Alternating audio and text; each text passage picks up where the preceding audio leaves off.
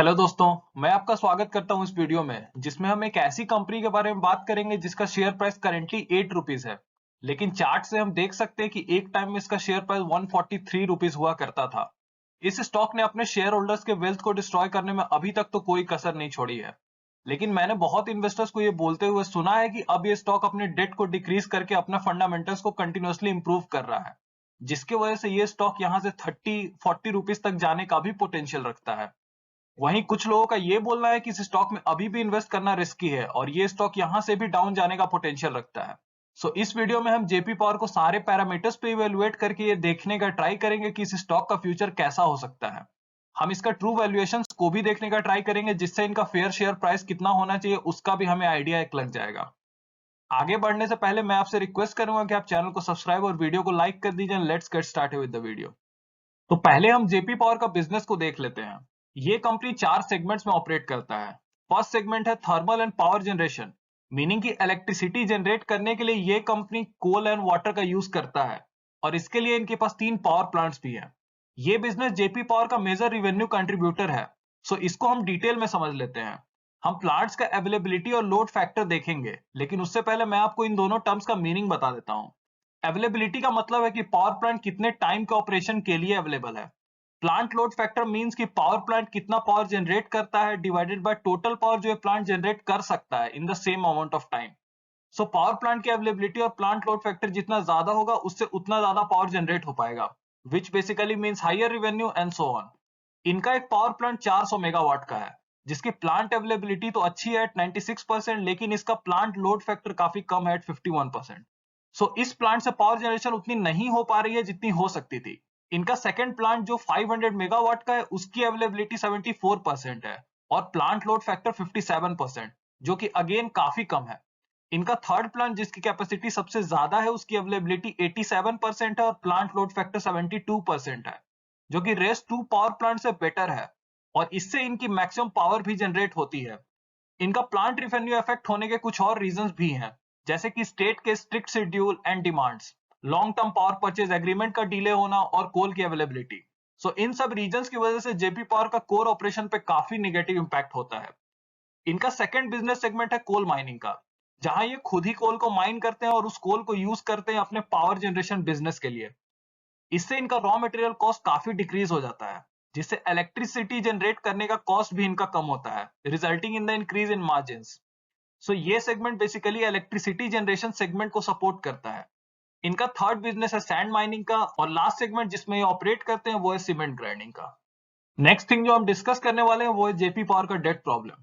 2018 में JP group का overall date 23,416 crore का था, जो कि 2020 में रिड्यूस होकर अराउंड 6,000 करोड़ आ गया और ये करंटली 4,807 करोड़ है। जनरली पावर कंपनीज पे डेट होता है, लेकिन जेपी पावर के लिए ये डेट बहुत ज्यादा हो गया था, जिससे इनका प्रॉफिट काफी बैडली इंपैक्ट हो रहा था because of the high interest payment जो इनको करना पड़ रहा था ऑन द हायर डेट। इनकी डेट प्रॉब्लम काफी लंबे टाइम से है, लेकिन इन 2018 आईसीआईसीआई बैंक ने एनसीएलटी को अप्रोच किया था और इन पे केस भी कर दिया था। उस टाइम जेपी पावर पे टोटल डेट 11,282 करोड़ का था, बट केस होने के बाद इन्होंने डेट को रिस्ट्रक्चर करने का प्लान किया, जिसके बाद इनका डेट 5,800 करोड़ रह गया और रिमेनिंग 3,840 करोड़ के डेट को कंपल्सरीली कन्वर्टिबल प्रेफरेंशियल शेयर्स में कन्वर्ट कर दिया गया था, विच मींस कि गोइंग फॉरवर्ड इस अमाउंट के शेयर्स को बाई करने होंगे आईसीआईसीआई बैंक को। इनका एक और डेट रिस्ट्रक्चर किया गया था बाय जेएसडब्ल्यू एनर्जी, जिसमें 752 करोड़ के डेट को रिस्ट्रक्चर किया गया by writing off some debt and by converting some debt into equities. इतना डेट रिस्ट्रक्चर होने के कारण इनका डेट पे इंटरेस्ट पेमेंट तो कम हो गया, लेकिन इससे प्रोमोटर की शेयर होल्डिंग भी बहुत कम हो गई। जेपी पावर के लिए नेक्स्ट प्रॉब्लम है इनके फंडामेंटल्स, जिसमें कि इनका लास्ट 5 इयर्स का सेल्स ग्रोथ 0% है। इनकी प्रॉफिट ग्रोथ भी लास्ट 5 इयर्स में सिर्फ 16% है। इनका रिटर्न ऑन इक्विटी भी लास्ट 5 इयर्स में निगेटिव 9% है। ऑल्दो इनका लेटेस्ट सितंबर क्वार्टर में 75 करोड़ का प्रॉफिट क्लॉक हुआ था, बट स्टिल ये नीदर कांस्टेंट और हेल्दी प्रॉफिट मार्जिन रख पा रहे हैं और ना ही इनका नेट प्रॉफिट कंटिन्यूअसली इंक्रीज हो पा रहा है, जो कि ऑब्वियसली एक अच्छा साइन नहीं है। इनकी वीक फंडामेंटल्स का क्लियर इंपैक्ट इनकी शेयर होल्डिंग पैटर्न में भी दिखता है, जहां प्रोमोटर्स के पास सिर्फ 27% स्टेक है, जिसमें से मेजोरिटी स्टेक इन्होंने प्लेज कर रखा है। शेयर्स प्लेज की मीनिंग ये होती है कि शेयर्स को यूज किया गया as a collateral to take a loan और फंड अदर नीड्स, जो कि रिस्की हो जाएगा if share price falls further. DII के पास देखे तो 22% स्टेक है और 50% की स्टेक रिटेल इन्वेस्टर्स के पास है, जो शो करता है कि in case of volatility stock price can easily go for a toss because of weak hands which are holding a majority of shares. अब हम जेपी पावर के वैल्यूएशन को देखते हैं। करेंटली इसका शेयर प्राइस 8 रुपीज है, जो कि अंडर वैल्यूड है, ओवर वैल्यूड हमें नहीं पता। सो अब हम ये कैलकुलेट करते हैं कि 8 रुपीज के शेयर प्राइस के लिए इनको कितना नेट प्रॉफिट अर्न करना चाहिए at different P ratios. Currently company के टोटल नंबर ऑफ शेयर्स है 685 करोड़।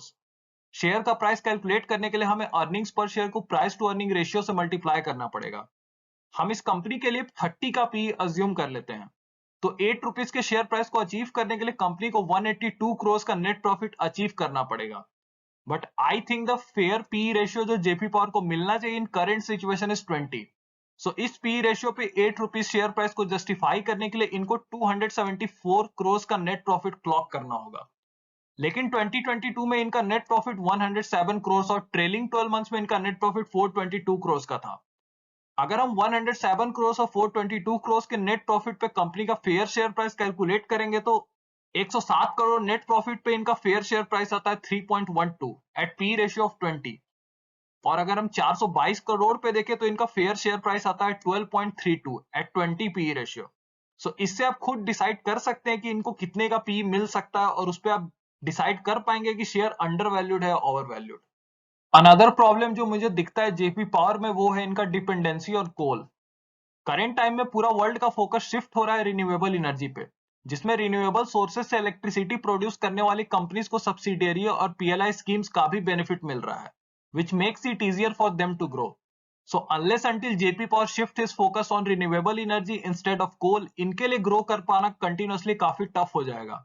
बट ये मेरा ओपिनियन है, जो कि गलत भी हो सकता है और सही भी हो सकता है। सो आप अपने इन्वेस्टिंग डिसीजन अपने रिसर्च के बेसिस पे ही कीजिए। आपको अगर लगता है कि जेपी पावर के रिगार्डिंग कुछ पॉइंट्स मैं डिस्कस नहीं कर पाया तो आप उसको कमेंट सेक्शन में भी बता सकते हैं। अगर इस वीडियो के रिगार्डिंग आपको कोई क्वेरी, डाउट या क्वेश्चन है, या आप चाहते हो कि मैं किसी स्पेसिफिक टॉपिक पे वीडियो बनाऊं, तो आप कमेंट सेक्शन में जरूर बताना।